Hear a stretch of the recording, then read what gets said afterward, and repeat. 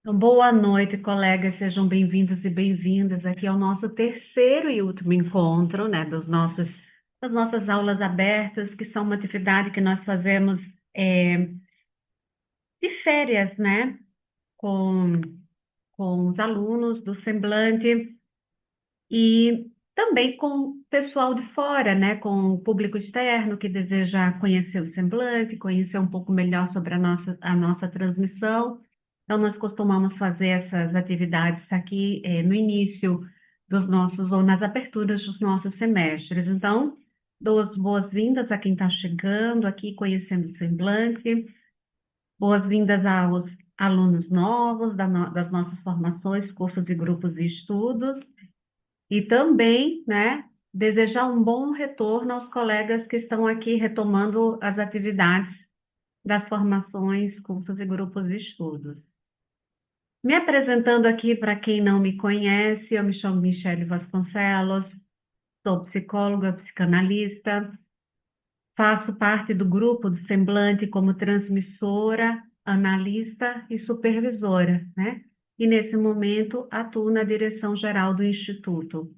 Então, hoje eu tenho um enorme prazer de trabalhar com vocês, um tema que me é muito caro, que é o amor, né? Mas não só o amor em si, enquanto emoção, afeto, mas, sobretudo, o amor no campo relacional, né? Alguns de vocês já vêm acompanhando um pouco do meu trabalho e têm visto o quanto eu tenho me voltado para o campo das relações humanas em geral. Não só as relações ditas amorosas, conjugais, mas como é que nós formamos vínculos a partir da teoria das relações objetais, tendo como base a teoria das relações objetais, e como é que nós buscamos, né, esses modelos relacionais e repetimos esses vínculos nas mais diversas relações que nós vamos estabelecer na vida. Mas por que, Michele? Como se diz nas mais diversas relações? Você está falando de todos os pares, né, amorosos com quem eu venho a me relacionar? Não só isso, mas como nós vamos repetir isso nas relações de trabalho, como nós vamos repetir isso nas relações com os nossos amigos, e por que não, no campo transferencial com o nosso analista, né? Os nossos analistas. Então, é uma teoria sobre a qual eu venho me debruçando bastante, depois de andar por vários lugares, né? A gente, às vezes, faz uma parada de que a psicanálise é como um trem na estação, um trem. A gente pega o trem, a gente inicia o trem. E aí a gente vai passando por aqueles lugares que a gente faz, opa, esse aqui eu quero parar um pouco, né? Já parei em vários lugares e trago comigo eles. E, ultimamente, eu ando, né? Tive uma parada aí bem interessante, que vou estar, inclusive, junto com a professora Juliana Lara, nesse semestre, num grupo de estudos sobre a clínica do vínculo. Ela com o Donald Winnicott e eu trazendo o Sandor Ferencz e o John Bowlby com o campo do apego. Mas vamos lá, vou trazer um pouco esses rapazes hoje aqui, nesses guris da psicanálise. Hoje eu trouxe como tema, né, para trabalhar com vocês aqui, para, digamos, trazer de forma mais abrangente, o amor. Esse foi o tema, o professor Jacome disse, me dá um tema, eu disse, então vamos falar de amor em tempos líquidos, aproveitando para falar sobre o afeto, amor na psicanálise, a partir de Freud, passando por Winnicott para entendermos o campo do vínculo, mergulhando um pouco, né?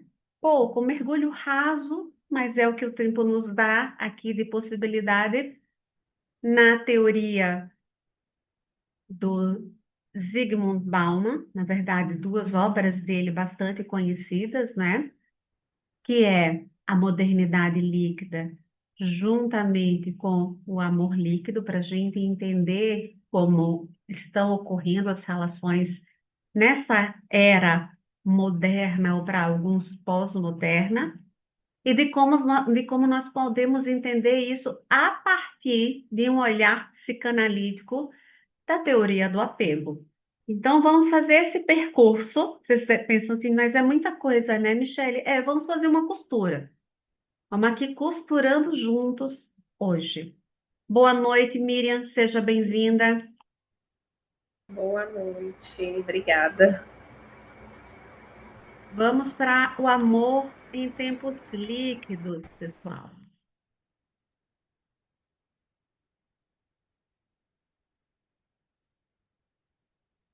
Trouxe aqui não o amor líquido.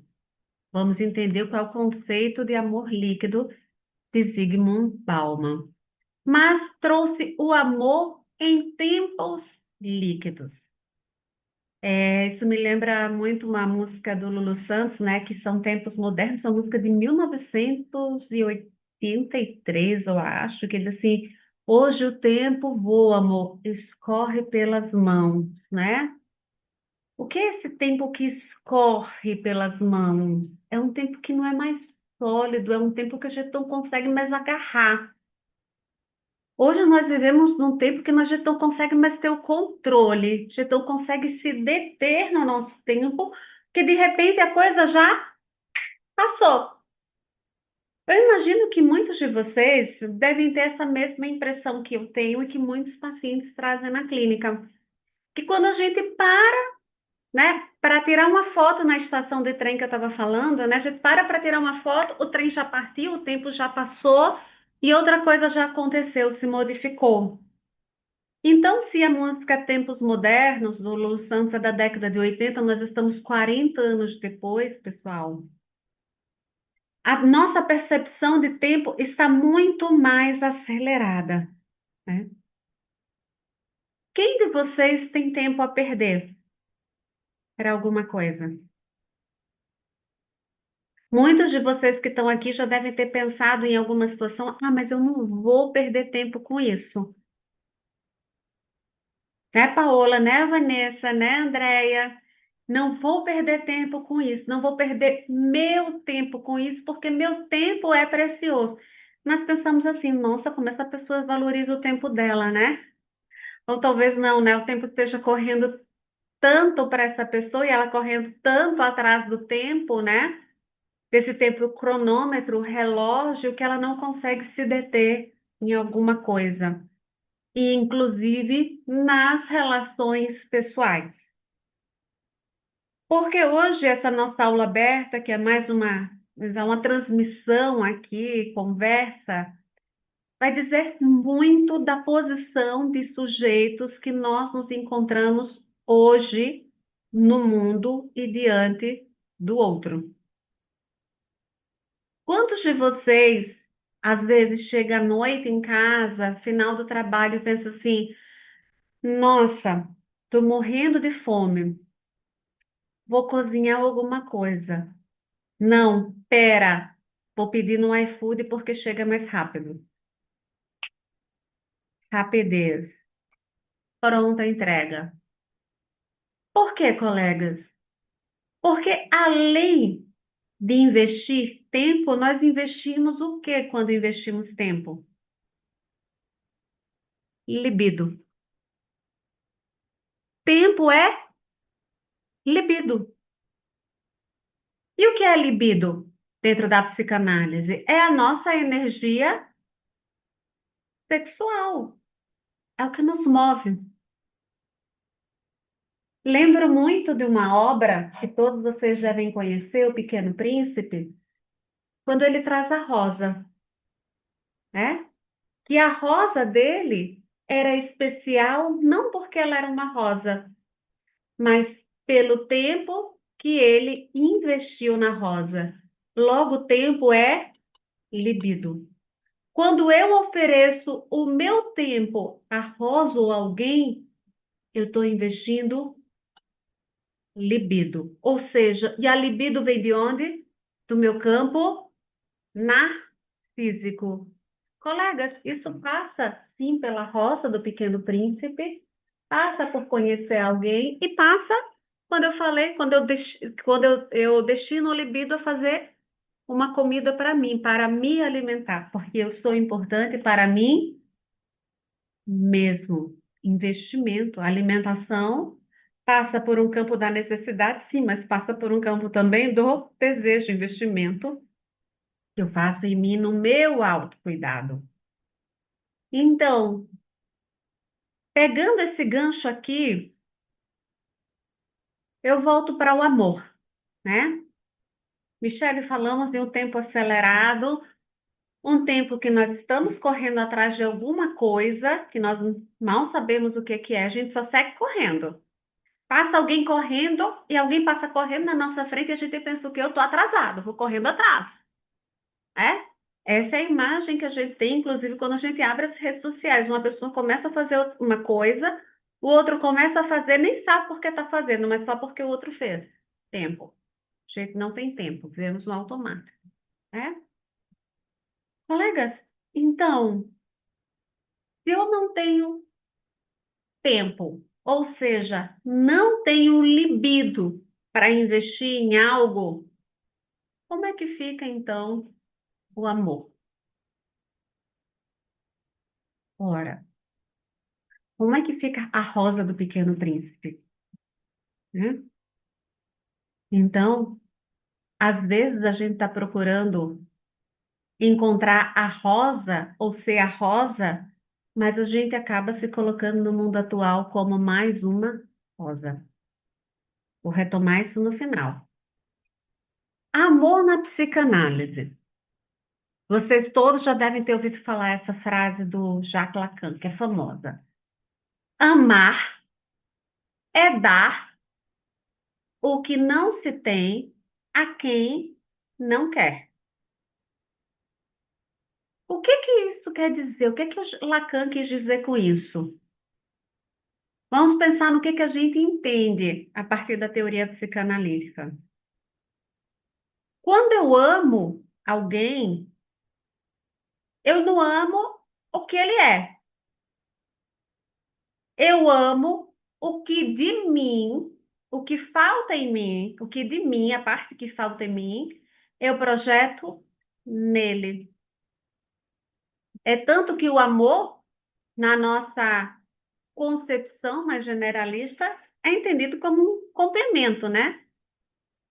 Quem nunca ouviu lá, Fábio Júnior, a metade da laranja, dois amantes, dois irmãos, o complemento. É, Paola, está lembrando lá daquela novela, colegas, aqui só para a gente só fazer um X, ó, relaxar um pouco, né? No senso comum, vamos dentro de um campo romântico que data do século XIX, se construiu esse ideal romântico de que existiria um outro que seria meu complemento, par. Mas, Michele, o que é que a psicanálise tem a ver com isso? Tudo, porque nós vamos ver a teoria psicanalítica a partir daí, não do romantismo, mas da busca pelo que me falta.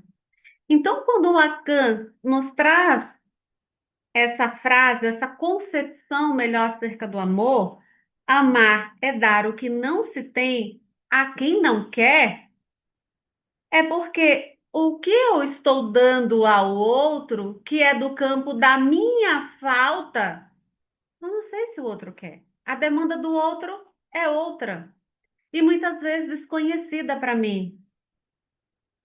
Então eu estou oferecendo a minha demanda de amor a ele, que eu não sei se ele quer receber isso, porque a demanda dele é outra, a falta dele é outra. Por isso que o amor, ele parte de um eu, de um campo de projeções que eu faço no outro. Quem aqui tem filhos, ou conhece alguém que tem filhos, ou é um filho que já ouviu isso, né? Deve ter já ouvido aquela frase bastante conhecida. Eu dei a você o que eu não tive. E a gente não sabe por que que a gente está recebendo, né? Não. O outro não teve. Então, o que? Eu dou a você o que eu não tive, eu dou a você a minha falta. Aí a Joelma pode dizer, mas eu não quero, eu não pedi isso. Tá, mas eu estou dando a você a minha falta, ou seja, eu reconheço em mim uma falta que eu dou a minha demanda faltante, olha só, eu transfiro para você. Então, um campo amoroso é um campo de idealizações, de que o outro é aquilo que me falta, é o que me completa, o que me falta é o que me completa. Mas eu não sei o que o outro é real. Eu projeto nele o que me falta. Olha só o príncipe no cavalo branco. Eu estou projetando o que me falta. Mas às vezes o príncipe, ele tem um Fusquinha 78, nada contra, não é um cavalo branco. Mas tá tudo bem, né? E ele não é príncipe, né? É o João que mora na minha esquina. Mas eu estou projetando nele algo que ele nem é. Mas é a minha falta. Ele é o meu príncipe. Opa! Então eu vou projetar, idealizar algo dele, que é meu, da minha falta que esse outro nem sabe qual é. Então, João, você é meu príncipe. A gente nem sabe se João quer ser príncipe. João compra um cavalo? João não quer um cavalo, ele está feliz, né? E ele não vai conseguir me dar de volta. E aí vem o quê? A quebra da idealização. Quanto maior a idealização, maior a quebra da fantasia. Mas, Michele, o que é que isso tem a ver com amor, pessoal? O amor vai ser algo que se consegue construir a partir de quê? Da quebra da fantasia. Tá fazendo sentido? Ou seja, o amor se constitui a partir da quebra da fantasia porque ele vai ter que ser falta. A fantasia é um tamponamento, uma ilusão, um tamponamento. O amor é sustentado pela falta. A gente vai para o nosso velho Freud. Não tem como a gente falar de psicanálise sem falar desse barburinho charmoso, né? Vamos lá para o Freud. O amor na psicanálise. Pessoal, quando a gente vai olhar para a obra freudiana, parte dela está aqui atrás, a gente vai lá de 1895. A partir de 1895, os estudos sobre a histeria, a gente chegar ao final, quando o Freud já está publicando Moisés e o monoteísmo, né, e outros estudos sobre psicanálise em 1938 e 39, esse tempo todo, o Freud, em vários momentos da sua obra, vai tentar compreender como é que se constitui o campo amoroso. Tá? Mas quando nós falamos de campo amoroso em Freud, nós não estamos falando de amor romântico. O que é o amor romântico? Veja-se um filme de romance, em que um casal se encontra, né, lança um olhar para o outro e ali vem todo aquele enlace, o apaixonamento. Não. O Freud vai construir uma teoria, e aqui eu vou trazer, pontuar para vocês a teoria do narcisismo infantil, narcisismo primário e narcisismo secundário. De quando as escolhas e as relações objetais com o outro, ou seja, o desenvolvimento de um campo amoroso, só vai ser possível a partir de quê? De um investimento libidinal que o bebê vai receber de quê? Da mãe. Ou das suas relações, vamos chamar hoje de quê? De parentalidade. Hoje a gente fala sobre parentalidade ou cuidadores primários. Então, pessoal, podem. Michele, o Freud faz uma teoria sobre o amor? Faz. De certa forma, o Freud faz uma teoria sobre o amor. De como o amor ele vai ser constituído numa relação com o outro, a partir do narcisismo infantil. Colegas, em 1914, o Freud vai publicar uma obra chamada Introdução ao Narcisismo. Introdução ao Narcisismo vai fazer parte de um conjunto de obras que eu chamo de obras que tentam compreender o desenvolvimento libidinal e pulsional e os destinos das pulsões, libido e pulsão, tá? Na esteira dessa obra vai ter 1915, As Pulsões e Seus Destinos. Na esteira desse conjunto de obras, nós vamos ter em 1920, quando ele vai trazer as pulsões de vida e pulsão de morte. Então, ele vai construir, vamos dizer, nesse intervalo, um conjunto de obras sobre libido, desenvolvimento libidinal e as pulsões resultantes dos investimentos libidinais. E o que seria, então, a teoria do Freud sobre o narcisismo infantil? A teoria do Freud sobre o narcisismo primário e o narcisismo secundário, que nós vamos ver esses dois tipos de narcisismo, diz respeito ao quê? Ao desenvolvimento libidinal da criança e do seu... Todo mundo aqui já ouviu falar em amor próprio? Ah, o amor próprio. De onde é que vem o nosso amor próprio, pessoal? A gente já nasce com amor próprio? Não. Esse amor próprio, eu vou chamar aqui de amor próprio, narcisismo primário, que o Freud vai trazer para o campo autoerótico. Essa libido no próprio eu, olha, amor próprio, ela só é possível quando esses cuidadores primários, mãe, figura da mãe, o Freud traz a figura da mãe e pai. Hoje a gente tem vários outros arranjos, sabemos, mas o Freud vai trazer mãe e pai. Investem a libido deles na criança. Colegas, a gente aprendeu hoje no início da noite que libido era o quê? Tempo. Isso. Tempo para cuidar dessa criança. Tempo para brincar, desenvolver com essa criança. É muito comum hoje nós ouvirmos pais, mães, enfim, sujeitos na clínica bastante culpados, dizendo que eu não tenho tempo para passar com meu filho, mas aí eu compro um brinquedo. Eu dou um brinquedo. Porque o sujeito está investindo sua libido no trabalho e o resultado da libido é o quê? Do investimento? Dinheiro. E é esse dinheiro aqui, olha, brinquedo. Olha a relação que a criança estabelece com a mãe e o pai através do brinquedo barra dinheiro. Colegas, o dinheiro, ele é uma consequência do nosso investimento libidinal.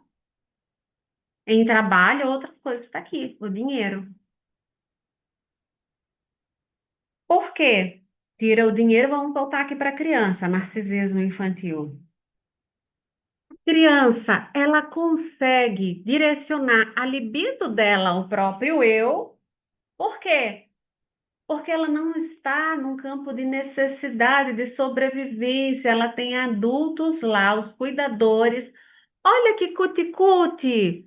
Ah, tá chorando, olha a mamadeira. Nossa, tá bocejando, vou pro colo, vem pro colo. Então aquela criança, ela passa ela se sente cuidada e se sentindo cuidada, ela se sente desejada por esses cuidadores barra pais, chamando aqui os cuidadores. Logo que eu sou um sujeito especial, né? É o que o Freud trazia, a majestade o bebê. Então, é à medida que essa criança vai crescendo, se desenvolvendo biologicamente, cognitivamente, ela já consegue desenvolver autonomia para algumas atividades que esses pais faltam. Faltar não é falhar, não é se ausentar. Eles deixam de estar presentes o tempo todo. Eles vão passar o quê? Claro, os pais estão presentes o tempo todo, mas aquilo que é necessário para o bebê. Eles passam a investir o quê? A libido deles em outros objetos. A libido deles não vai estar investida maciçamente no bebê. Não, agora eu já posso, ufa, e trabalhar descansado, que às vezes eu ia trabalhar e ficava, vai e meu filho isso, e meu filho aquilo. E aí o bebê vai perdendo o quê? A posição de majestade ao bebê. Quando ele perde essa posição, aquela libido que estava sendo direcionada a ele e aquela energia que ele acumulou aqui, ó, em excesso, ele vai poder agora, olha, eu quero me sentir amado. Então ele vai poder pegar a energia do narcisismo primário que foi investida nele e ele investiu nele, né? Ele não precisava destinar o outro, ele não precisava ficar pedindo por colo. Vocês lembram essa semana o macaquinho Punch? Vamos pensar que o macaquinho Punch é uma criança, ele é um bebê de outra espécie. Ele serve para a gente estudar a Bowlby, Freud não, que aí a gente não bota libido no... Mas vamos pensar que existem crianças como o macaquinho Punch, que imploram pelo amor, pelo abraço do outro.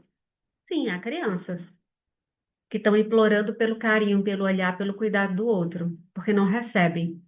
Vocês acham que essas crianças elas conseguem pegar a libido delas e investir nelas?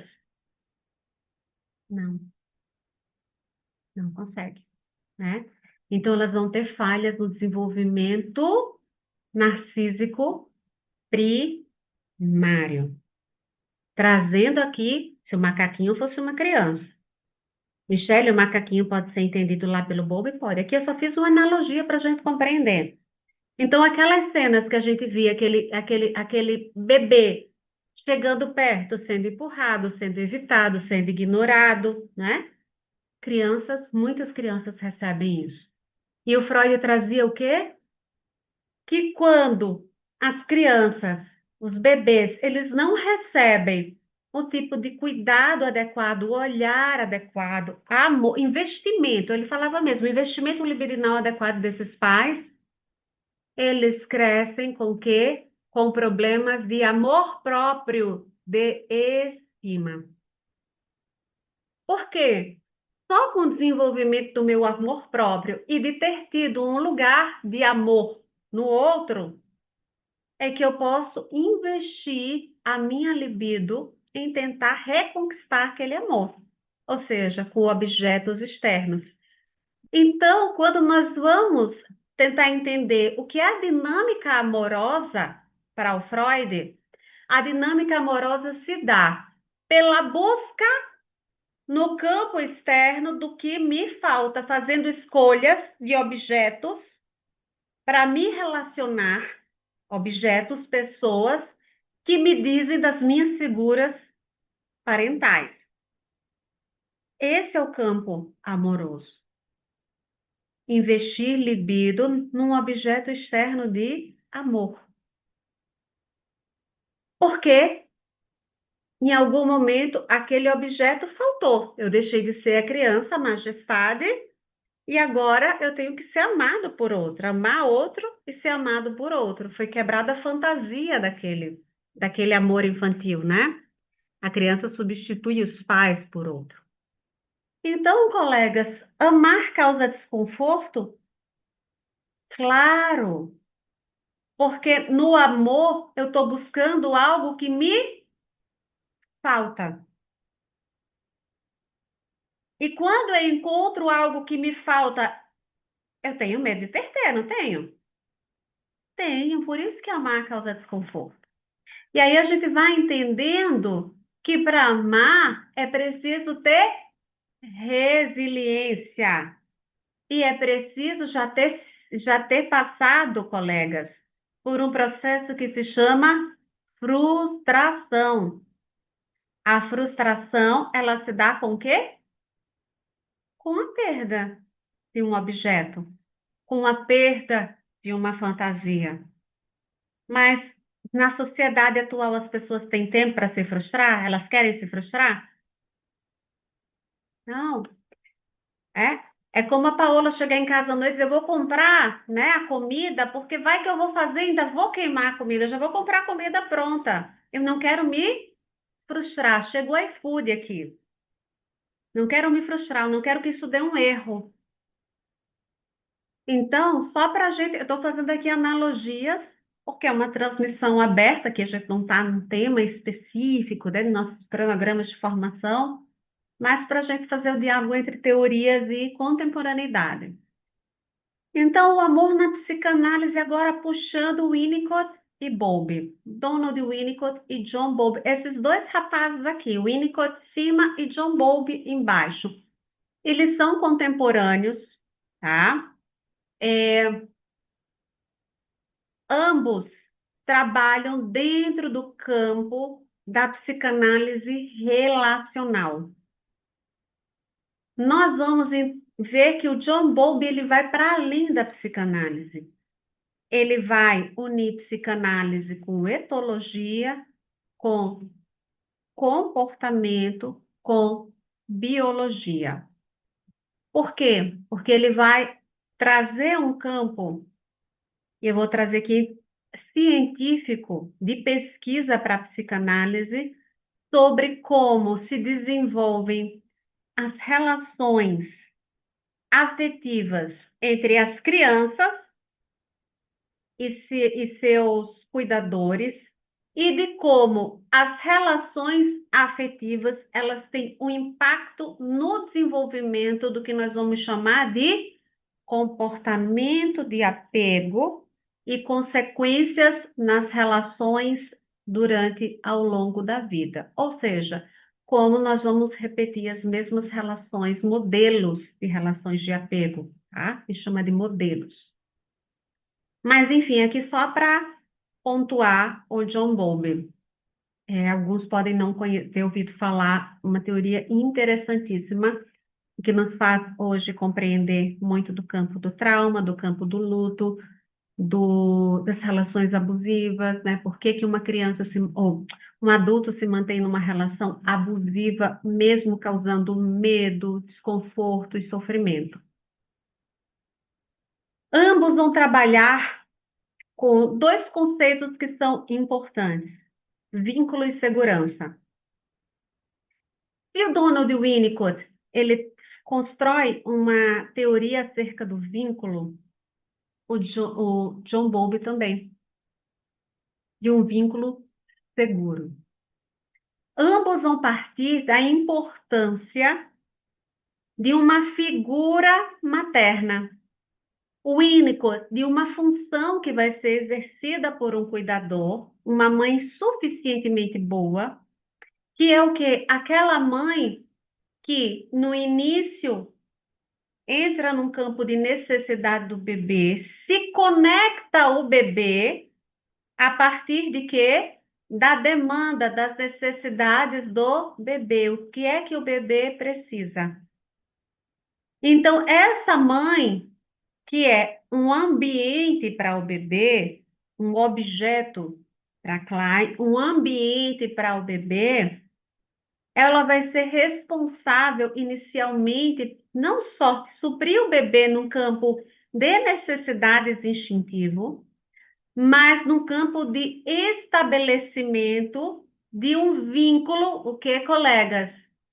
Constante, seguro, previsível, para que essa criança possa se desenvolver de forma saudável. Estou trazendo isso a grosso modo, minha amiga Juliana Lara falaria disso muito melhor, ela fala disso muito melhor. Ela é especialista em Winnicott. Aí vamos lá, puxando o peixe para o meu lado agora. John Bowlby vai pegar, e o John Bowlby vai desenvolver, começa a desenvolver isso na década de 40, por isso que eu digo que eles são contemporâneos. O John Bowlby, ele vai servir ao exército na guerra, né? Ele retorna, vai trabalhar em hospitais, como pediatria. Ele é pediatra e psicanalista. Pessoal, ele vai começar a fazer a observação da relação, de desenvolvimento da relação da mãe com o bebê. Também, olha, como o Donald Winnicott, ele foi lá.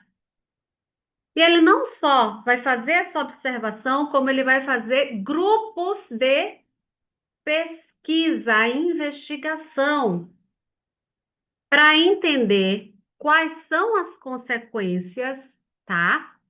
Dos modelos de relação que essas mães vão estabelecer com os bebês, de contato com esses bebês.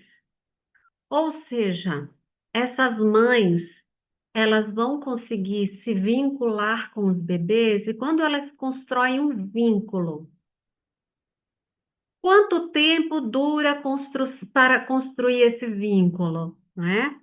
Como é que esse vínculo é construído e percebido por esse bebê criança? Mas antes de tudo isso, sabe o que é interessante aqui na teoria do John Bowlby e que vai ser fundamental para nossa discussão hoje? É que o John Bowlby, ele vai trazer que a capacidade de vinculação nossa, humana, ela é inata. Nós já nascemos com a capacidade inata de nos vincularmos, ou seja, os bebês. Por isso que os bebês, eles choram em busca de quê? Do seio da mãe. Lembram do macaquinho Punch aqui? Ele perde a mãe. E ele segue em busca de uma figura, não importa, dão um brinquedo para ele, mas o brinquedo não é suficiente. O brinquedo não tampou na falta, porque o brinquedo não vincula. O brinquedo não olha, o brinquedo não toca, o brinquedo não oferece segurança. E essa capacidade inata de vinculação, nossa, que ele vai chamar de apego. Apego para ele é vinculação. Apego para o Bowlby é a possibilidade de vinculação. A criança, o bebê, ele tem uma capacidade inata de vincular, ou seja, de apegar. Por isso que ela busca uma figura adulta. E essa figura adulta pode ser uma outra criança, alguém que ela vai encontrar, colegas. Por isso que tem crianças que confiam nas outras, que são criadas por outras crianças. Por quê, colegas? Todos nós buscamos, é inato isso, uma figura que a gente identifique que é mais capaz que nós e que nos traga segurança e conforto. Faz sentido para vocês? O bebê, o que é que ele busca? Segurança e conforto. Então, por isso que essa capacidade inata de se apegar ao outro é uma capacidade, é uma necessidade de buscar segurança e conforto diante de quê? Da vulnerabilidade desse bebê. Ora, mas lembram do macaquinho Punch? Ele buscava o outro e o que é que ele encontrava? Pancada. Ele ia lá, tentava novamente, e olha só, pancada.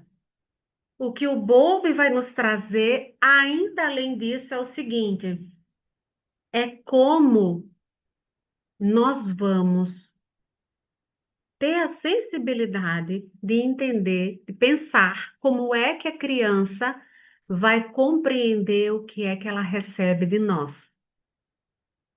O macaquinho Punch recebia as pancadas. Tem crianças que buscam segurança e conforto no outro e elas encontram um distanciamento. Tem gente que diz, sai daqui. Não, não pega, não agarra, não agarra nos meus pés. Olha só. E ela não encontra, ela vai encontrando o quê? Olha, afastamento. Porque qual é a teoria do Bowlby? essa criança, ela vai, à medida que ela encontra realmente segurança, conforto e confiança no outro, ela consegue desenvolver internamente a sua própria segurança e vai ser uma pessoa segura na vida adulta. E vai estabelecer o quê? Relações seguras ou inseguras? Seguras. Ou seja, tanto para o Bowlby quanto para o Winnicott, é importante a construção de um vínculo seguro, para que haja realmente um enlace amoroso, a pessoa desenvolva segurança. Busque segurança no outro, encontre sujeitos que possam também ser essa segurança.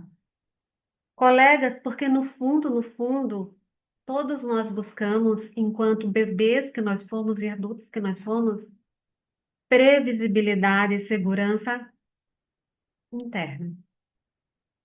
Mas a gente só vai encontrar isso, ou só vai bancar isso, se nós conhecemos lá na nossa infância um ambiente seguro, um ambiente previsível, um ambiente constante.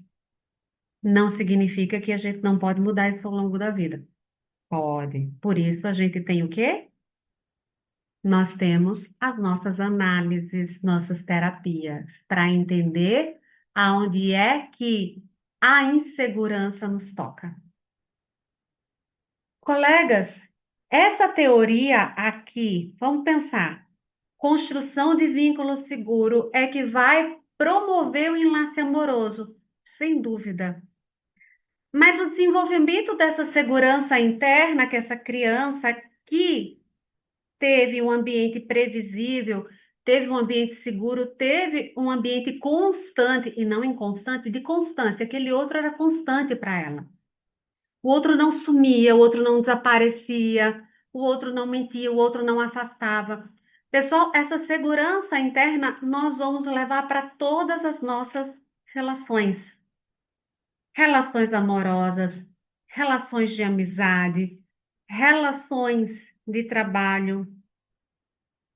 Ou seja, essa é uma teoria sobre o desenvolvimento do vínculo na infância, é do vínculo com os pais e possíveis vínculos amorosos, mas sobre também todos os outros vínculos possíveis que a gente venha desenvolver na nossa vida.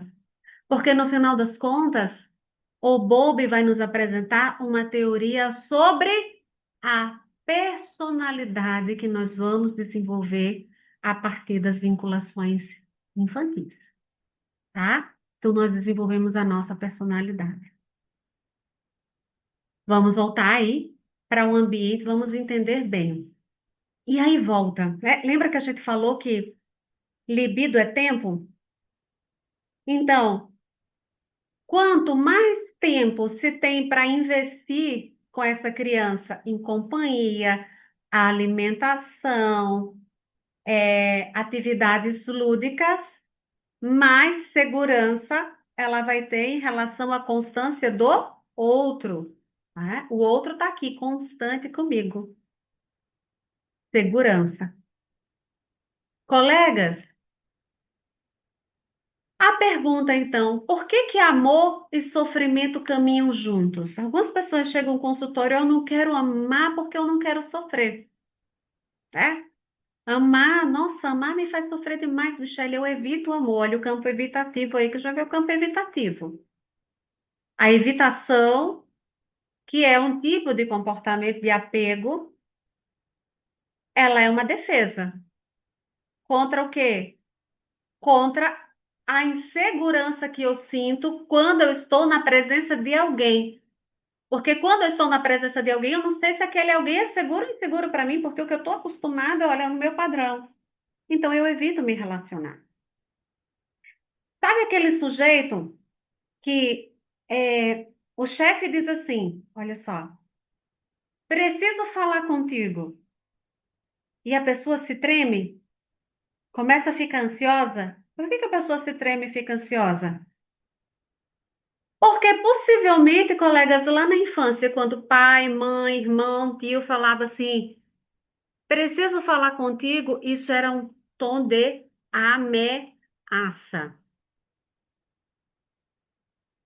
Ah, mas aí quando o chefe quer falar comigo, quando o meu namorado, minha namorada quer falar comigo, Michele, começa a vir uma ansiedade, eu não consigo mais descansar. Claro, está repetindo aqui algo.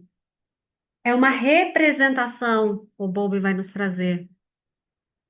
É uma representação, porque é uma construção que ele tem, uma internalização de um modelo que ele transfere o quê? Olha, pensando na psicanálise para as outras relações. Mas o chefe está ameaçando? Não, mas ele se sente assim em relação a outros. É como eu me sinto em relação. Logo, muitas vezes, o quê? Qual o comportamento que eu vou ter diante de uma ameaça? Ou uma insegurança, medo, ou, muitas vezes, um ataque.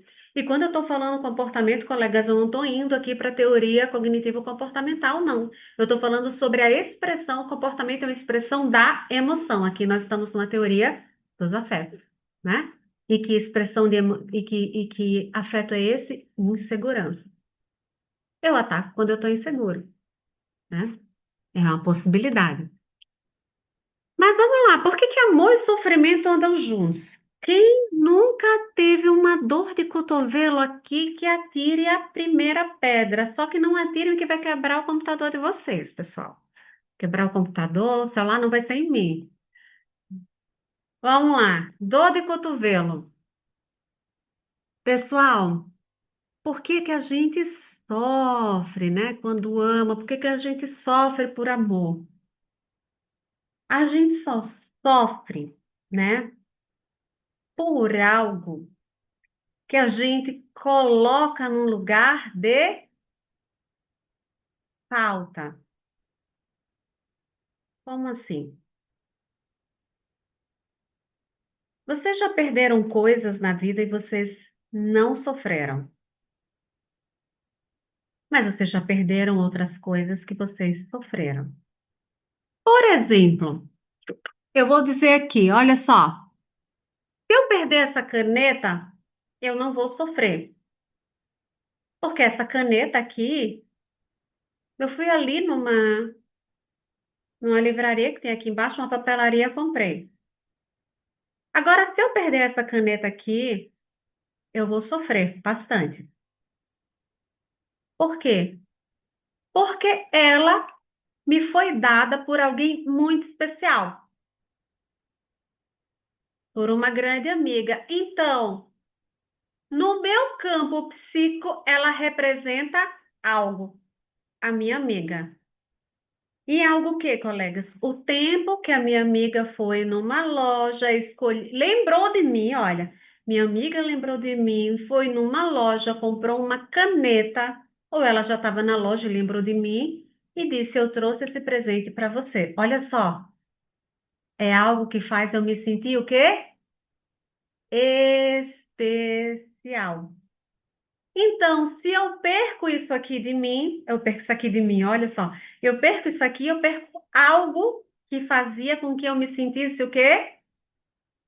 Algo que fez com que eu me sentisse especial. Bom, lembra da criança na relação com os pais, narcísica?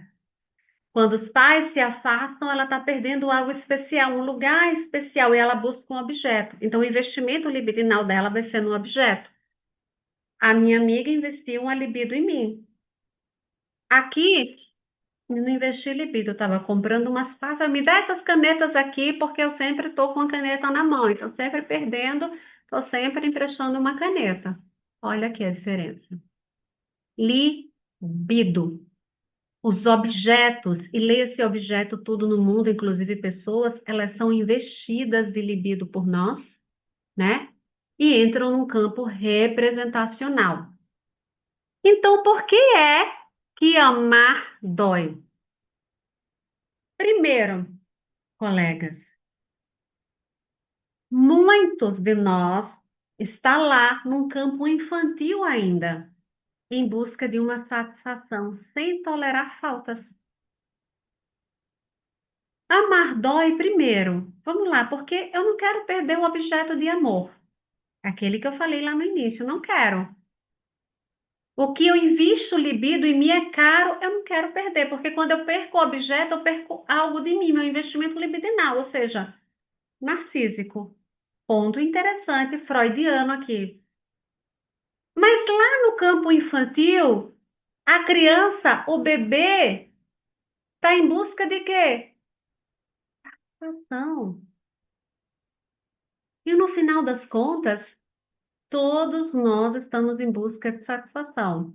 E muitos de nós estamos lá como na música dos Rolling Stones.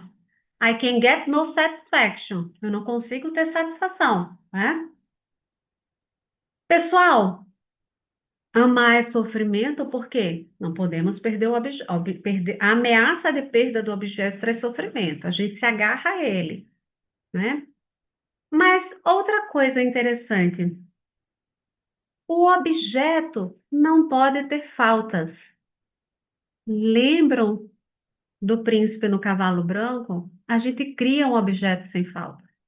A gente cria, fantasia, idealiza um objeto sem faltas. Sem faltas é sem furo. Então, olha só, chega a Miriam no consultório e diz assim: Nossa, eu conheci o meu príncipe encantado. O analista, quando ouve isso, já diz: danou-se, né? Olha só o que é que ela está vendo. Não era o príncipe, a gente não está falando do príncipe Charles, né? A gente está falando de um príncipe que ela criou, né? Mesmo que ela fosse o príncipe Charles, é cheio de faltas, é cheio de furos, é só a gente olhar as fofocas, né? Mas ela conheceu o príncipe, olha só, encantado, que ela encantou. Ele é encantado porque ela trouxe um encanto para esse objeto. E ela ama esse objeto pelo encanto. Ela está enamorada pelo encanto, mas o encanto do objeto é que ela projeta no objeto, ela projeta esse encanto. E ao passo, colegas, que a gente vai, que esses sujeitos vão identificando a falta do objeto, esse objeto que vai fazendo sofrer. Olha a frustração, meu objeto tem falta, ele não é mais completo, ele não é mais a minha metade. Tem uma falta aqui, tem um furo nele, como tem em mim, mas eu quero que ele tampone o meu furo. Mas um objeto com furo não vai conseguir tamponar o meu furo, né? Vai me fazer olhar para a falta dele. Eu não completo ele, nem ele me completa. E aí a falta do objeto é substituída pela busca de um objeto sem faltas. Ou seja, olha a engrenagem. Esse objeto já não me serve mais. Aí eu vou para a engrenagem. Tem que haver outro príncipe encantado, né? Tem que haver outro príncipe, outro objeto sem faltas. Ponto 2. Eu trouxe só alguns pontos, a gente podia numerar muitos aqui. Uma busca por satisfação imediata. Colegas, por que amar só faz sofrer? Por que, colegas? Se eu tenho uma busca por satisfação imediata, essa satisfação imediata substitui a frustração da falta ou a espera do objeto, porque amar também é esperar. Por que amar é esperar? Já viram a conquista? Eu vou investindo a minha libido no objeto, eu vou esperando. A conquista, ela é fruto de quê, ó? De uma espera e de um investimento. Ela não é garantida. Todo mundo já, mas na minha época se chamava paquerar. Já ouviram paquerar? Fulano tá paquerando. Hoje o pessoal chama crush, outras coisas.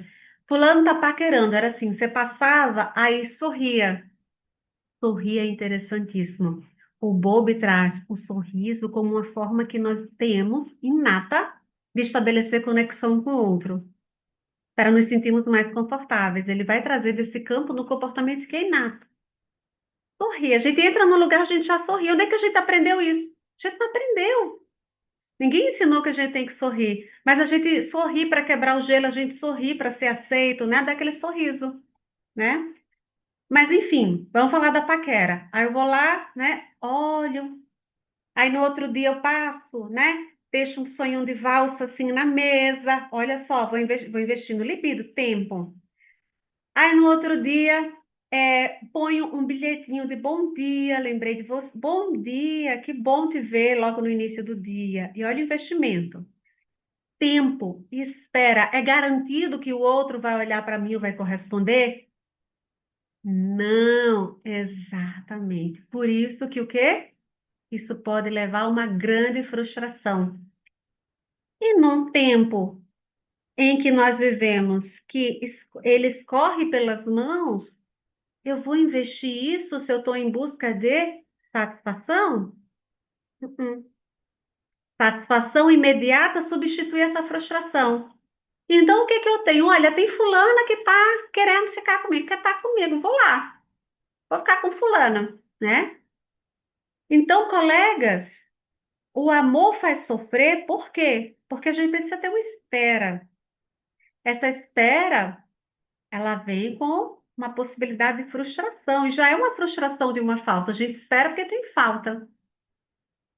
E por fim, né? Por que que a gente sofre ainda? Porque mesmo depois, vamos lá da paquera. Paquerei, aí consegui, fui jantar com a pessoa, a gente começou a namorar, fantasiei o príncipe encantado, né? Aí, quando dei o primeiro beijo no fulano, o beijo não deu match. Ali aquela coisa assim, aí deu aquela quebra da fantasia. Eu pensei que eu ia dar um beijo e ia desmaiar, igual as meninas no cinema, né? Naqueles filmes. Desmaiei, assim, de tanto êxtase. Não. Só aqui trazendo o início da paquera. Ou seja, não há objeto de satisfação total. Ou seja, não, mas o jantar foi ótimo, a paquera foi ótima, a conversa foi ótima, mas o beijo não encaixou. Ah, mas pode ter, mas Michele já perdeu aquilo, né? Já perdeu aquilo do primeiro, né? Eu costumo dizer aos pacientes no campo das relações, assim, a gente quer o melhor dos dois mundos, né? A gente quer tudo. Aliás, o melhor de todos os mundos. Por quê, colegas? Aí, não, mas então falta o beijo e eu vou procurar em outro. Então, eu abandono aquele objeto e continuo a busca incessante por novos objetos de satisfação, sem conseguir sustentar a falta do outro, né? Porque a falta é do outro, o outro mostrou um buraco, e o buraco dele não faz com que o meu seja tampado. Olha, a minha falta é a falta do outro. Então, colegas, o objeto, ele não pode ter faltas para que eu não tenha as minhas, para que eu não possa olhar as minhas, sentir as minhas. Então, se eu busco por satisfação, eu tenho aquele momento de satisfação e passa. E outro objeto, outro objeto, outro objeto, e eu não estou olhando para a minha falta, nem olhando para a falta do outro. Eu estou olhando apenas e sentindo apenas a satisfação. Olha só o que que a gente tem hoje nas mãos, né? Hoje a gente tem nas mãos um objeto como um telefone celular que faz todas as operações que a gente desejar. E um cartão. O que é um cartão, gente? Um cartão é um pedaço de plástico a partir do qual a gente pode conseguir quase tudo, tudo que a nossa conta bancária deixar. E o banco doido permitir, né? O banco doido, eles não têm nada, espertos, não dão os créditos para cada coisa que a gente nem imagina. Eles criam desejos. Então, está me faltando algo, né? Hoje, de manhã, eu acordei fazendo minhas coisas e meu marido chega com o celular assim: Ei, olha isso aqui, olha isso aqui. Ele estava no Mercado Livre, olhando uma máquina que joga água e limpa ao mesmo tempo. Joga água e limpa ao mesmo tempo. Tipo um vaporizador, coisa assim, vaporeta. Aí ele assim: Eu vou comprar isso. Eu perguntei: Pra quê? Ah, porque eu vou poder limpar isso, não sei o quê, tem as coisas dos nossos cães, tudo certo. Eu disse assim: Mas você vai guardar onde? Ah, mas às vezes eu passo o dia, eu pego uma vassoura e fico, não sei o quê, limpando um rodo, tá? Mas você já percebeu que esse negócio é grande, você vai ter que ficar buscando tomadas e etc. o tempo todo para limpar? Você também vai ficar com ele na mão? Aí ele ficou pensando e eu disse: Você está realmente precisando disso? A gente quer isso mesmo? Ou você só estava com uma falta, um vazio e está querendo pôr alguma coisa? E você acha que precisa disso, mas isso não vai solucionar o teu problema, olha. A gente está sempre buscando objetos. Hoje a gente pode ter quase tudo na palma das mãos, porque eu não preciso mais nem lá pensar. Olha, apareceu do nada aqui. Preciso disso. me apareceu, ele fala, eu achei que isso podia servir, eu fiz, para quê? Né? Alguma coisa que a gente já faz, né? Mas você acha que precisa disso? Tudo bem, não é sobre comprar o objeto, é sobre pensar se precisa. Estou precisando? Ou olhar isso tocou na minha falta de que falta mais uma máquina aqui em casa. Só mais uma máquina aqui em casa. Ainda não tenho tudo, colegas, tudo. E aí, fazendo aqui um recorte, né? Em que tempos a gente vive? O filósofo Zygmunt Bauman trouxe um conceito importantíssimo para pensar a modernidade na transição do século XX para o século XXI, sobretudo com as mudanças tecnológicas, o pós-guerra, as duas guerras que devastaram o mundo no século XX, sim, devastaram o mundo, porque modificaram nossas crenças em instituições, modificaram nas mais diversas políticas, religiosas, família, etc. Né? Então, ele trouxe a tecnologia que nos conectam com pessoas de vários lugares do mundo e coloca tudo na palma da nossa mão. Não é? Então, ele traz um conceito que é de modernidade líquida. Porque se até aproximadamente metade do século passado nós vivíamos numa modernidade sólida. E o que é uma modernidade sólida? Vamos pensar aqui, colegas, vou trazer aqui a solidez. Nós tínhamos instituições estáveis, família, igreja, Estado. Nós tínhamos carreiras duradouras, né? O sujeito, aos 18 anos, ele começava a trabalhar na firma e ele saía o quê? Aos 50, 50 e poucos anos, quando se aposentava. Passou a vida toda, e era orgulho dizer, eu passei a vida toda trabalhando na mesma instituição, na mesma firma, no mesmo lugar. Fui a vida toda isso, olha o serviço que eu prestei. Hoje, quando a gente diz, fulano passou a vida toda nisso, parece que ele desperdiçou tempo, né? Fazendo uma coisa. É um desperdício. Relações mais previsíveis. E falando do quê? Dos próprios relacionamentos familiares, como também do quê? Dos relacionamentos amorosos, das amizades, amigos desde a infância, pessoas que estabeleciam um compromisso ao se relacionar com outras. E compromisso eu não estou falando sobre anel, né? É sobre vínculo. Eu estou contigo, sou teu amigo e estou contigo. Né? Por quê? Porque tinha realmente o encontro com o outro. Hoje nós vivemos mediados por telas. Nós não temos a presença real. Nós temos o quê? Uma imagem. E identidades relativamente fixas. Então, esse mundo sólido aqui, que a gente vê esses tijolinhos, ele se perde com todas as mudanças, né? Essa modernidade sólida, ela vai se fragmentando. E essas instituições vão se tornando fluidas, as relações vão se tornando fluidas. Ele está falando de o quê? De um mundo onde as coisas são fluidas, modernidade líquida, que é um diagnóstico dele sobre a nossa sociedade contemporânea. É uma sociedade flexível. As coisas mudam, as coisas se ajustam, elas mudam, né? É uma sociedade instável. Um dia uma coisa é, outro dia a coisa não é.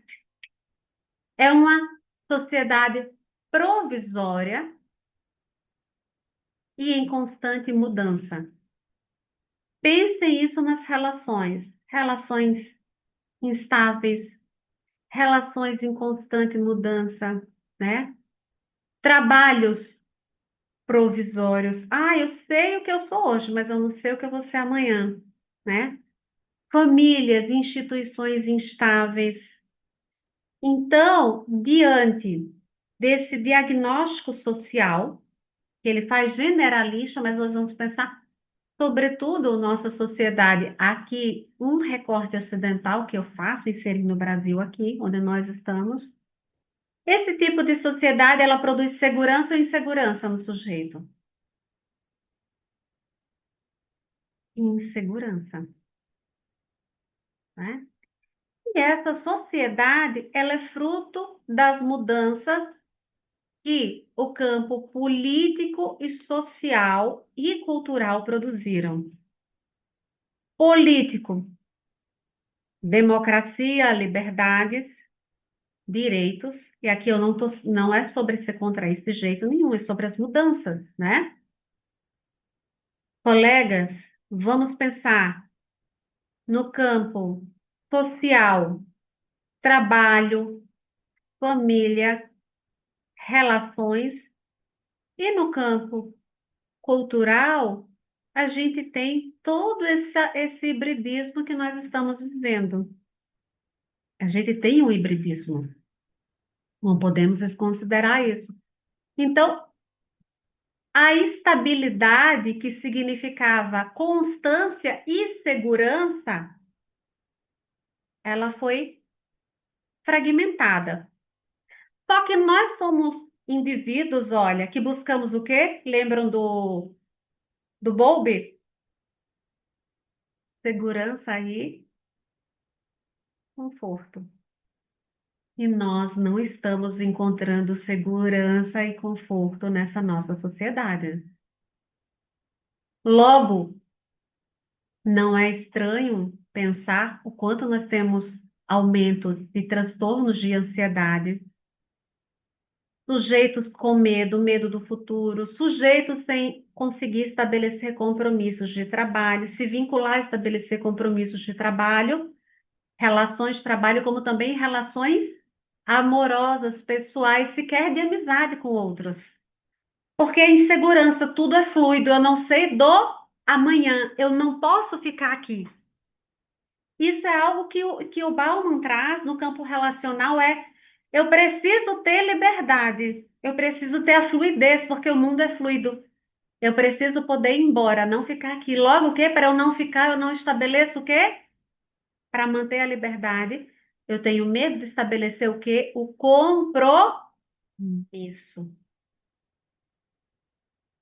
Colegas, isso tudo é reflexo do campo de insegurança interna, que não só vamos dizer, essas transformações sociais, políticas e culturais produziram, foram mudanças drásticas, foram repentinas, mas também, colegas, vai dizer respeito a quê? Ao nosso componente inato por busca de segurança. Então, como é que isso se refletiria no nosso campo amoroso? Na sociedade de consumo que nós vivemos, nada é estável ou duradouro. Eu estou sempre buscando objetos para minha falta. Estou colecionando, às vezes, objetos. Quem de vocês nunca entrou numa loja porque precisava de uma coisa e levou duas ou três? Aí chegou em casa, mas isso aqui já está mais velho, eu vou jogar fora. É uma sociedade fluida. A sociedade de consumo, que é consequência, sim, das transformações sociais, das transformações políticas, tecnológicas e culturais, vamos falar dessa sociedade de consumo, ela é fluida. Nada é estável ou duradouro. Se nada é estável ou duradouro, eu sou. Vamos pensar no campo do trabalho. Alguém aqui já teve um campo de trabalho, já trabalhou numa empresa, enfim, algum cargo, e teve medo ou receio de ser demitido? Sim, porque nada é estável ou duradouro. Mas, Michele, o medo não é normal?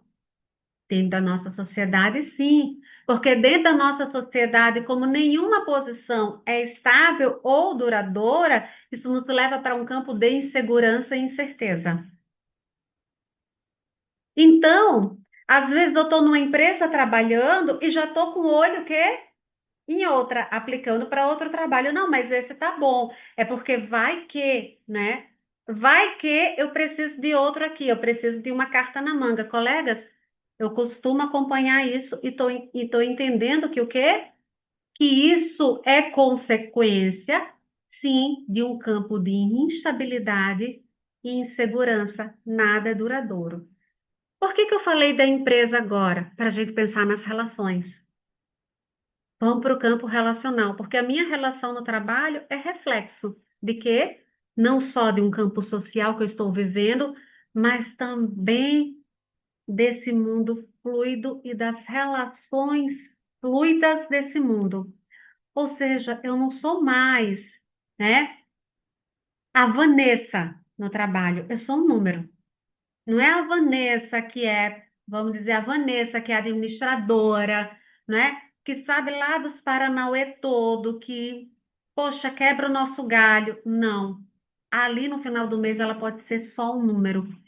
Então, olha só, o campo subjetivo do indivíduo, a sua subjetividade, ela é quase nada nesse tipo de sociedade. Por que que eu trago isso? Porque nós vamos para um campo de objetificação do outro. Então, na sociedade, vamos pensar, nessa sociedade moderna, líquida, nós deixamos de ser sujeitos e passamos a ser objetos. Por isso, a lógica da produtividade, eu estou produzindo, eu sou uma máquina, ó. Quem é que produz? Máquina. E a máquina é o quê? Um objeto. Eu não posso parar. Mas, ao mesmo tempo, no campo das relações, eu também me relaciono de forma objetal, em que eu busco uma satisfação e quero satisfazer o outro para não ser o quê? Deixado. Satisfazer o outro para não ser deixado, colegas. Então, quando o Bauman nos traz aqui uma noção, né? Uma noção de uma contemporaneidade fluida, em que as relações, tudo se tornou fluido, nada mais é palpável, é concreto, ele nos coloca o quê? Num campo de insegurança e vulnerabilidade. Essa sociedade nos trouxe para um campo de insegurança e vulnerabilidade. Por isso a gente está sempre correndo atrás de alguma coisa que a gente não sabe o que é, né? Por isso que a gente está o quê, ó? Num campo de perigo, num campo de ansiedade. E aí ele adapta, vejam só, ele faz uma adaptação de quê? Dessa noção de sociedade, de modernidade líquida para as relações amorosas, o amor líquido. Colegas, a lógica da fluidez e da instabilidade não vai afetar só nosso campo social e do trabalho, vai afetar todas as nossas relações afetivas, inclusive, sobretudo, as amorosas. Quem de vocês hoje consegue ter um tempinho na agenda? Olha o que a gente fala para o colega, um tempinho na agenda para tomar um café. Não, aqui, olha, vou tomar um café com a Solange. Hoje é o dia de tomar o café com a Solange. Não, mas eu tenho um compromisso tal, eu vou perder tempo, eu vou. Olha só. Por que que eu não posso dedicar 1 hora, 2 horas, três, cinco para tomar um café com a Solange? Porque tempo é dinheiro. E a gente aprendeu que tempo é libido. Eu não vou investir a minha libido para tomar um café. Eu vou investir a minha libido para ganhar o quê? Dinheiro. Pessoal, ou para não perder dinheiro, ou para não perder o cliente, ou para não perder. Nós fazemos isso em todas as relações hoje, inclusive as amorosas. Eu uso isso na clínica. Uma paciente me dizendo que o quê? Que recebeu uma ligação do cônjuge e ela estava viajando, ele fazia assim, ele estava trabalhando, ela dizia assim, você ligou para falar comigo? Eu só quero te ver. Eu esperei 25 minutos no computador, ele não conseguia parar de trabalhar só para falar comigo. 25 minutos depois eu desliguei e disse assim, Não, tá bom, fulano, agora tem outra coisa para fazer. Ele não conseguia parar para dedicar, olha, investir libido nela. Estava no trabalho. Mas isso que ele repetiu numa viagem dela é o que ele repete no dia a dia. Porque o quê? A libido vai para o dinheiro. Então a gente vai vendo que as nossas relações também, elas andam aí com um campo de, elas não andam tão previsíveis, elas andam imprevisíveis. Elas não andam constantes, elas não têm mais essa constância. E muitas vezes o quê? Uma grande dificuldade de vincular. Vamos seguindo aqui. Espero que esteja fazendo sentido, colega. Então, esse amor líquido, colegas, o amor nessa modernidade líquida, nessa nossa contemporaneidade fluida, faz com que o quê? O medo de sofrer, já que nada é estável nem o outro, a relação com o outro é objetal, não é estável, as pessoas, elas já. Quantas pessoas vêm para a nossa clínica querendo namorar ou se casar, enfim, mas já pensando em terminar? Elas não estão pensando no felizes para sempre. Mas, Michelle, a gente sabe que realisticamente existe uma possibilidade das pessoas se separarem. É, mas 70 anos atrás, as pessoas não se casavam pensando em se separar, elas se casavam pensando em viver para sempre. Não é sobre romantizar o casamento, é sobre a gente compreender por onde anda, olha só, o nosso campo psíquico, nossa dinâmica psíquica. E o que é que nos leva a esse pensamento? Olha, eu vou. Tem paciente que já chega assim, eu tô conhecendo alguém, mas eu já tô pensando que se eu namorar com essa pessoa, eu vou me apegar, e quando eu me separar, eu digo, mas peraí, o que está acontecendo aqui que eu não estou entendendo? Você já está lá na separação, você nem começou a namorar, mas se eu namorar e eu me apegar, quando acabar, eu pergunto, quem disse que primeiro que você vai namorar? Quem disse que você vai se apegar? Michelle, eu sempre me apego. Eu penso, tudo bem, né? Seu padrão. Aí tá ok, você vai apegar e é normal. Que bom que você vai vincular com alguém que você vai namorar, né? E quando terminar? Quem disse? Mas é aqui, nada mais é estável. Eu não tenho mais aquela fantasia que para muitos era previsível à medida que eu começava a namorar e a me casar, e estava certo, né? Digo isso no tempo dos nossos avós. Se era bom ou ruim, não, estou falando aqui da previsibilidade. Era essa segurança. Não existe outra. Aqui não, é um mundo de inúmeras possibilidades. O medo de sofrer com o quê? Com a perda ou com o quê? O que eu sinto quando eu não tenho mais o meu objeto de apego. Faz com que o quê? Eu tenha medo de me comprometer com o outro. Eu falei do trabalho, agora a gente vai aqui para as relações amorosas. Vamos para as relações de amizade também. O medo de sofrer leva ao medo de se comprometer. Porque à medida que eu me comprometo com o outro, e comprometo com o outro não é uma palavra, compromisso é presença. Presença é tempo. Tempo é investimento libidinal. Então, colegas, é mais fácil o quê? Eu viver no mundo de conexões aqui, né? Porque essas conexões aqui, eu posso apenas desligar o sinal do Wi-Fi e pronto, ir para lá. Quando eu tenho uma conexão real, que eu me comprometi com o outro, opa, eu não consigo desligar isso aqui dentro de mim. Mas vamos lá. Outro ponto, o amor líquido, o amor nos tempos líquidos. Colegas, as relações, elas passam a ser vistas como investimentos de curto prazo. Tá aí, tudo é investimento de curto prazo na nossa vida. Tudo é a curto prazo. É interessante, e certa vez eu atendi uma paciente que ela dizia assim: eu tenho meu namoro de inverno, eu tenho meu namoro de verão. Sim, mas como é isso? Não, porque no inverno eu preciso de alguém calmo, e no inverno a gente fica mais em casa, assiste mais TV, faz mais comida em casa. Eu preciso de alguém calmo. Aí quando tá começando o verão, eu preciso de alguém mais agitado, que gosta de festa, que gosta de praia. Então, ela se relacionava pelas estações. Então, eram relações de curto prazo, investimento a curto prazo, ou seja, que satisfazia ela. Ela não se vinculava, porque as conexões são mantidas enquanto trazem a satisfação. Ela dizia, não, aquele que gosta de ficar em casa, eu já tive essa experiência.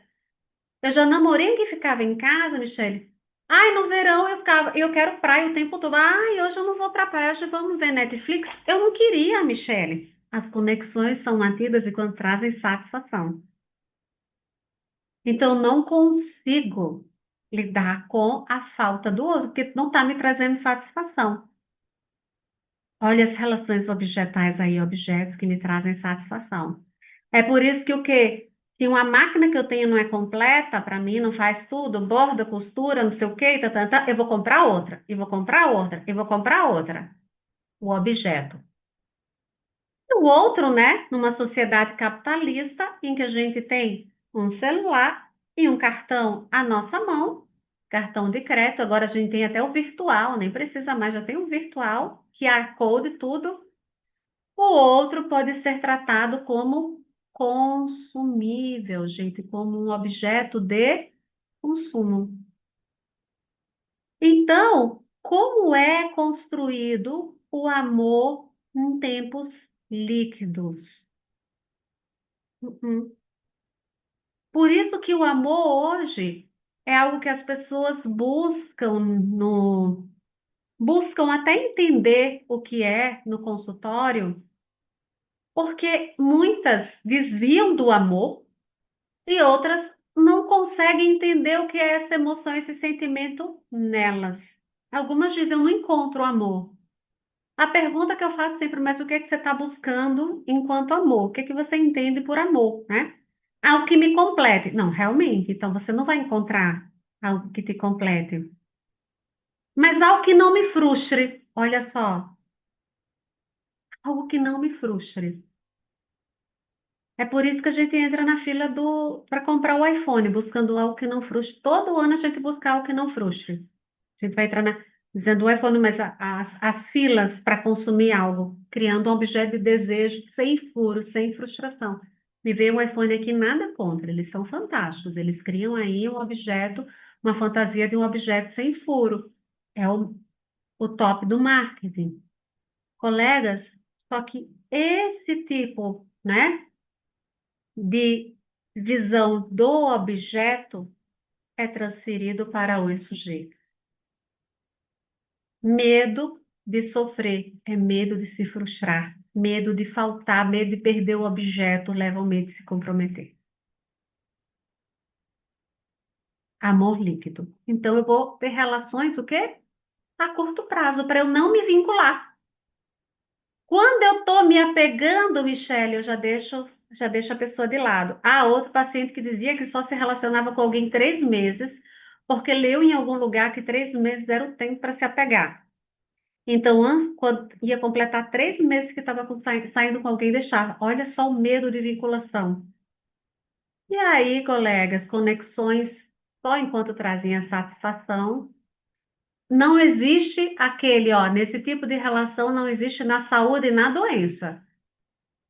Só existe na saúde, na festa, no prazer. Na doença, olha, não me traz satisfação. Tchau.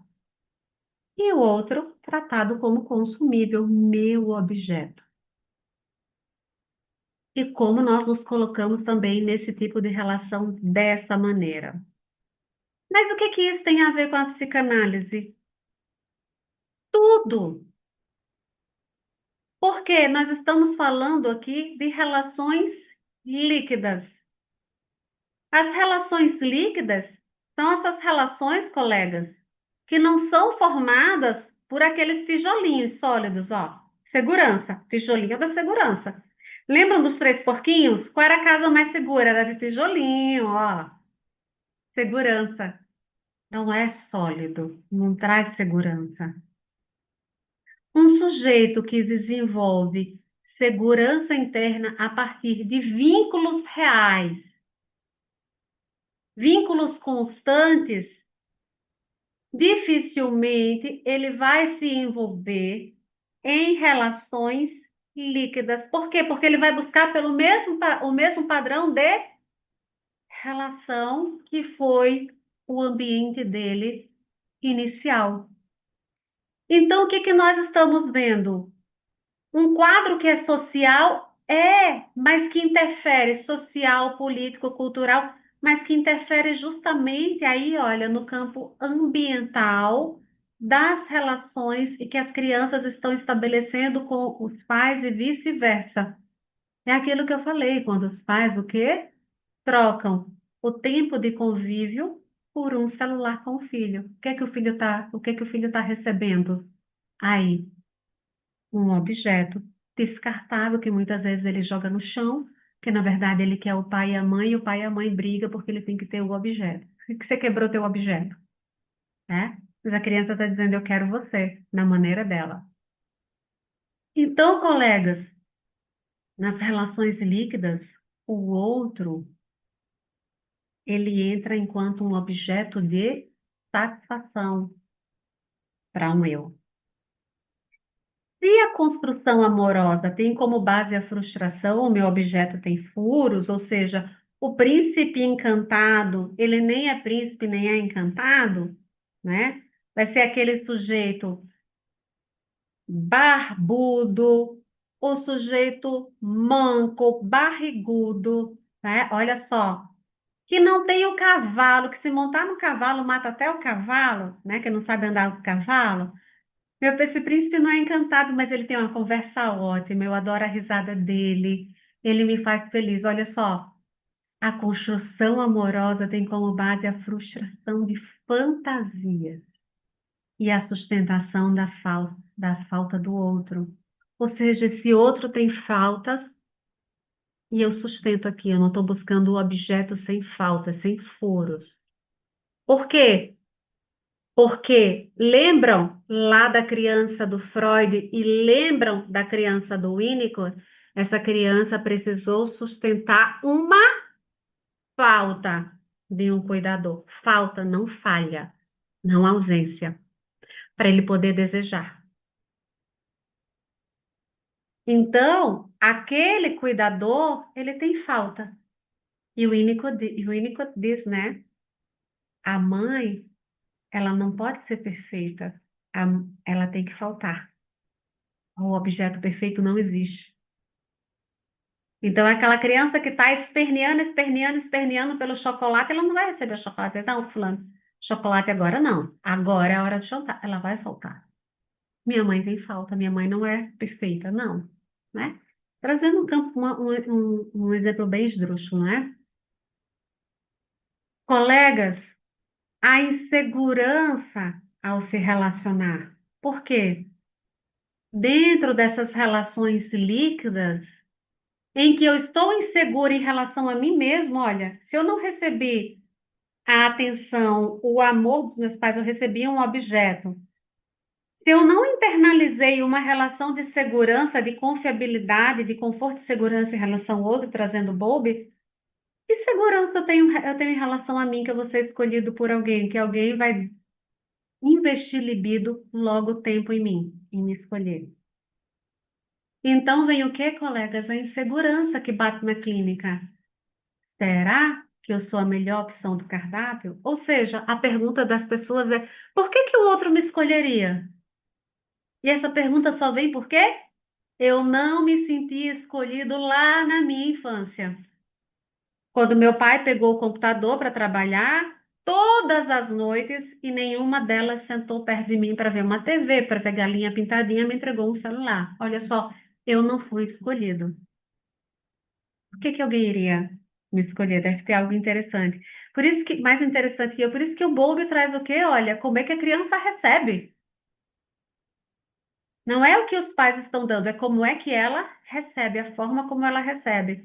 Mas veja, o pai só tá pegando o computador para trabalhar todas as noites quando chega em casa, porque o quê?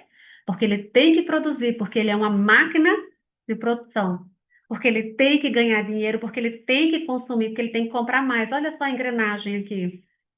Por isso que eu trouxe todos esses rapazes para a gente pensar hoje. Por que que a gente vive hoje uma liquidez no amor? Não é à toa. Não é só no amor. Não é o amor. É o amor apenas uma dessas manifestações dentro de tempos líquidos. E medo do abandono e rejeição, que é comum dentro das relações. Então, o outro é apresentado como objeto de satisfação e eu vou ser tratado como objeto de satisfação do outro. Vou desenvolver insegurança ao me relacionar ou expressar minha insegurança que tem alguém melhor do que eu, mas, ou seja, mais plus medo do abandono ou rejeição. Eu estaria trazendo aqui, poderia trazer os comportamentos de apego, né? Mas eu não vou entrar nisso aqui, que é outra, mas para a gente pensar, medo de abandono, rejeição, isso leva a um grande sofrimento. E esse medo de abandono e rejeição vem da história infantil? Vem. Precisa trabalhar, não posso ficar com você, né? Mas se eu não trabalhar, todo mundo passa fome nessa casa, olha só. Olha as ameaças, né? Não posso ficar com você, olha por onde vai indo, né? Pessoal, o medo de abandono e rejeição, que é típico das relações líquidas, porque se eu tenho medo de abandono e rejeição, eu vou me relacionar com alguém? É comum eu evitar a relação. Ou se eu me relaciono, eu não quero o outro para me deixar, eu vou fazer tudo para agradar o outro, eu vou ser o objeto do outro, de satisfação para o outro não me deixar. Mas são típicos de quê? Dos modos de apego inseguro, ou seja, quando a criança, o bebê, a criança não desenvolveu a segurança interna. E é interessante, isso aqui é um ponto importante, tá? Que essa segurança interna, ela não é desenvolvida só lá na infância, ela é gradual ao longo da vida. E vai se expressar da adolescência para a vida adulta, né?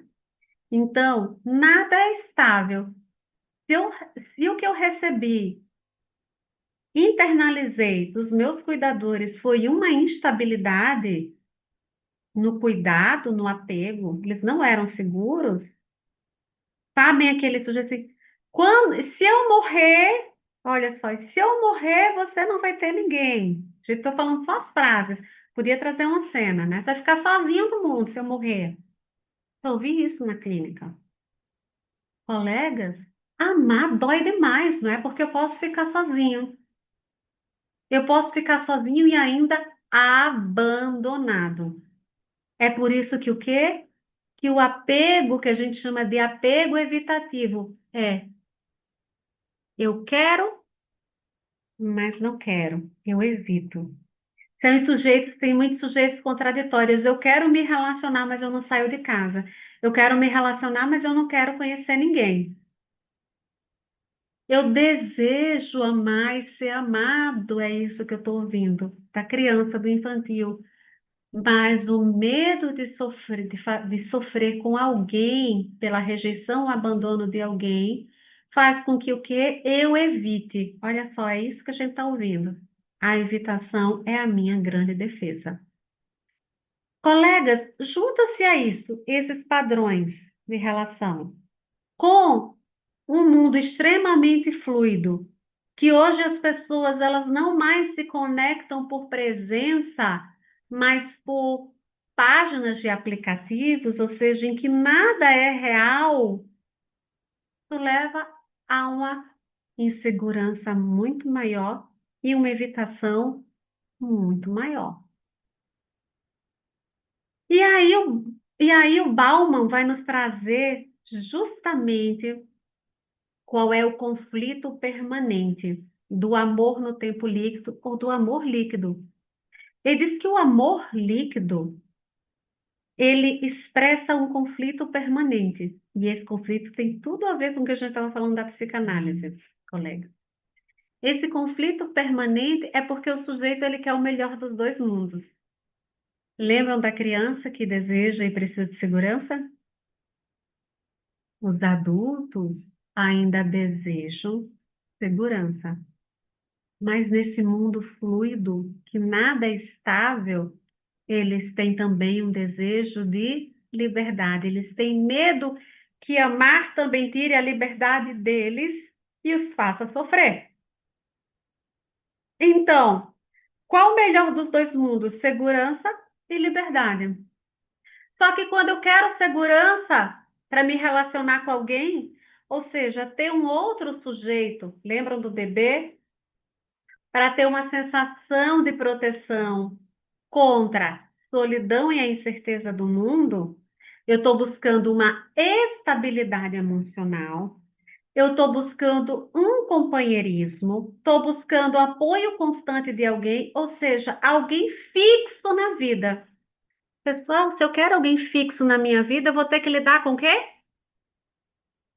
Com a quebra da fantasia, com o sujeito real,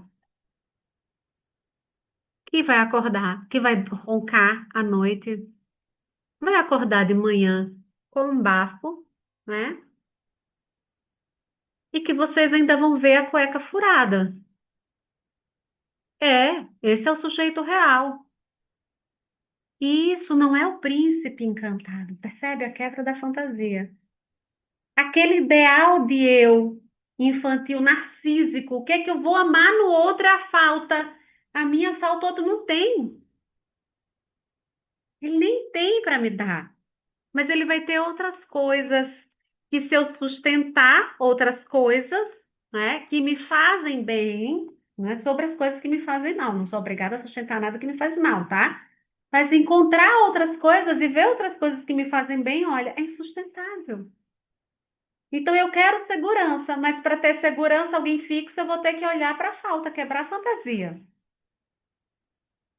Para buscar a segurança, vai ser necessário isso. Olha, segurança, infância, criança, né?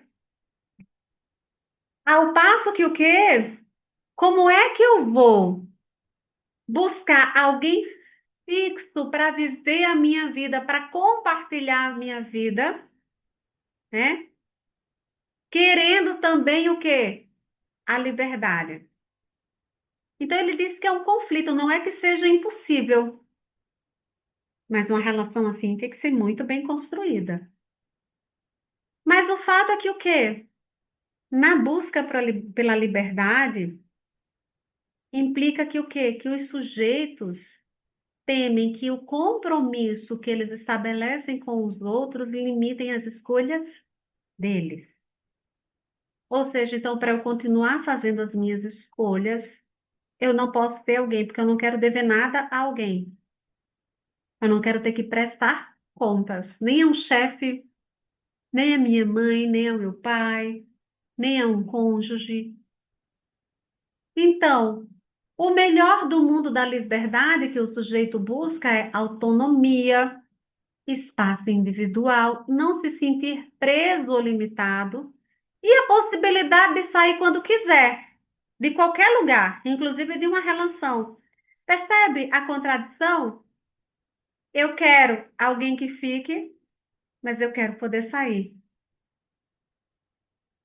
Essa é a grande contradição. Eu quero alguém que fique e esteja aqui quando eu quiser estar. Olha a relação fluida. Não é em todos os momentos. Eu quero alguém que esteja aqui para mim quando eu quiser estar, ou seja, meu objeto. Essa é a grande contradição. Pessoal, por fim, olha só. E aí o Bauman vai nos dizer que o amor líquido diz respeito justamente a esse amor dentro de uma modernidade líquida, onde tudo é fluido, onde os sujeitos podem fazer tudo ou fazer nada ao mesmo tempo, né? Onde não tem mais solidez nas relações, solidez nas instituições.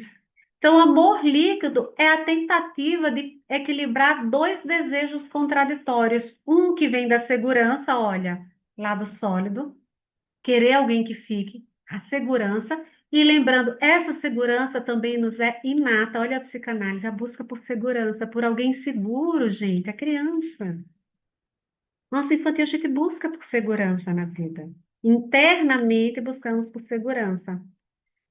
Mas também queremos poder ir embora. A gente quer alguém que fique ao nosso lado, mas queremos ir embora. E agora, José, como é que a gente lida com essa equação? É. Alguém que fica não quer que a gente esteja o tempo todo com a mala pronta para ir embora. Percebe a insegurança que as pessoas têm em se relacionar? Então, não vou ficar. Eu não posso estar contigo se você está o tempo todo com a mala pronta. Por fim, colegas, tudo isso de sobre vincular. Hoje, a dificuldade que nós temos em vincular, porque vincular é sobre permanecer e ser constante na vida do outro. Ter constância. Então, da mesma maneira que muitos de nós, da nossa infância ou ao longo da vida, nos relacionamos com sujeitos que não conseguiram vincular e nós não aprendemos a estabelecer um vínculo constante, a permanecer na vida do outro, porque não permaneceram na nossa. Lembram lá do macaquinho Punch? Olha só, eu trouxe o macaquinho para ilustrar, como se fosse um bebê. Eu não vou conseguir relacionar. E as transformações sociais, elas justamente, olha, nos colocam nesse mar de incertezas. Amar é inseguro. O que é mais seguro? O meu iPhone que não me abandona. Só quando acaba a bateria eu posso colocar na tomada para recarregar. Não me abandona. Eu encontro prazer, satisfação ali no objeto. Prazer é uma satisfação que muitas vezes o encontro com o outro não me vai dar porque eu estou desconectado do outro e conectado com a máquina. Não é à toa que a gente vê muitas vezes em restaurantes as pessoas na mesa reunidas e cada uma com seu celular, olhando para um telefone. Isso diz o quê?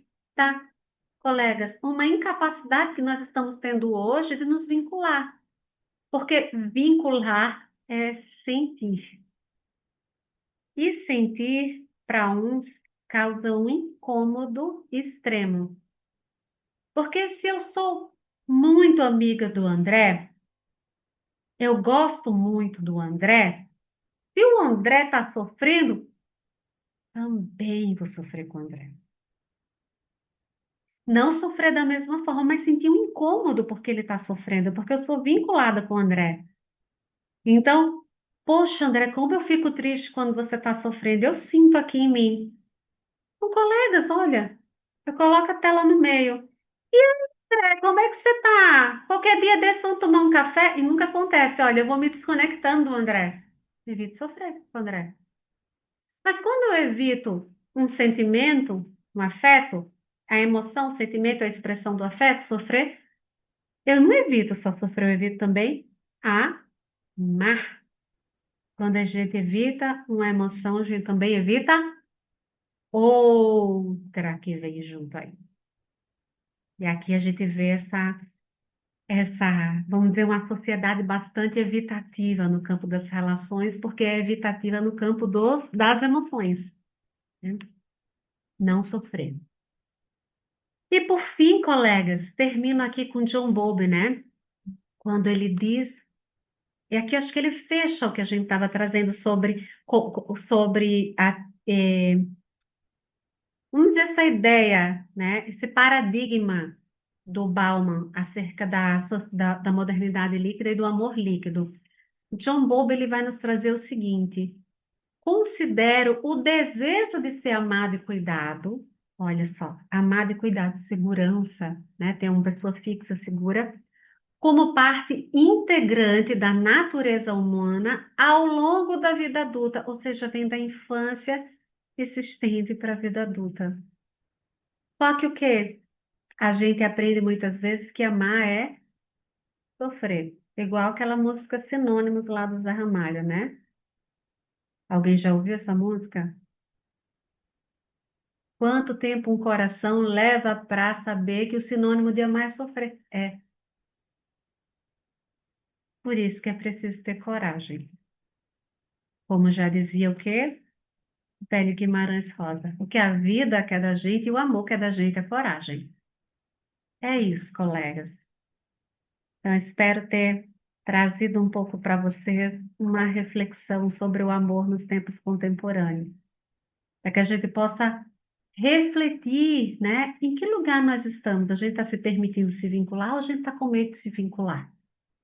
E a gente está com medo de sofrer? Mas não é nada mais humano do que sentir? Pense nisso. É o que nos faz humanos, né? A complexidade das nossas emoções e a nossa capacidade de vincular para além, tá? Não é que outras espécies, como eu trouxe, não vinculem, mas a complexidade que nós temos no campo emocional é o que nos faz humanos. Então, muito obrigada. Questões, colocações, fiquem à vontade. André? Foi muito boa a palestra, só quero agradecer. Muito obrigado. Eu que agradeço, André. Você está na formação lacaniana conosco, né? Isso, exato. Excelente, nos vemos em breve. Acho que o próximo mês estou ali com vocês. Agora em março já estarei com vocês. Agradeço. Seja muito bem-vindo ao Semblante, André. Obrigado. Muito obrigado. Já tivemos duas aulas aí dos encontros, né? E foi fantástico. Está sendo fantástico a experiência.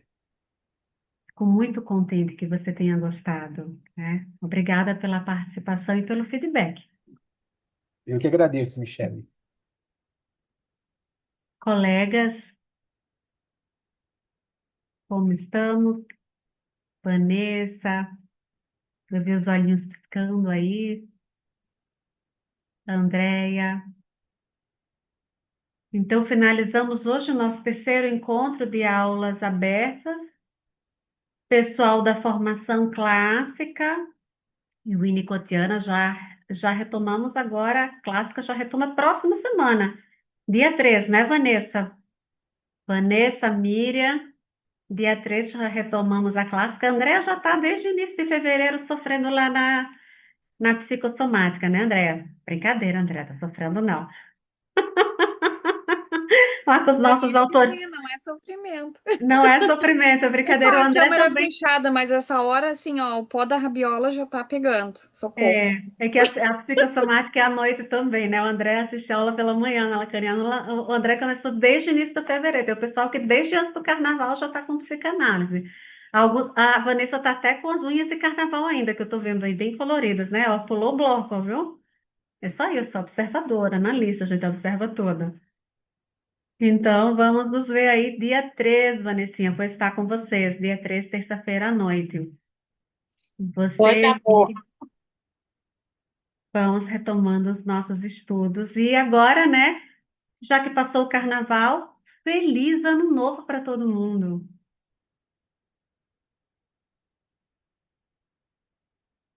Quero agradecer pelas trocas.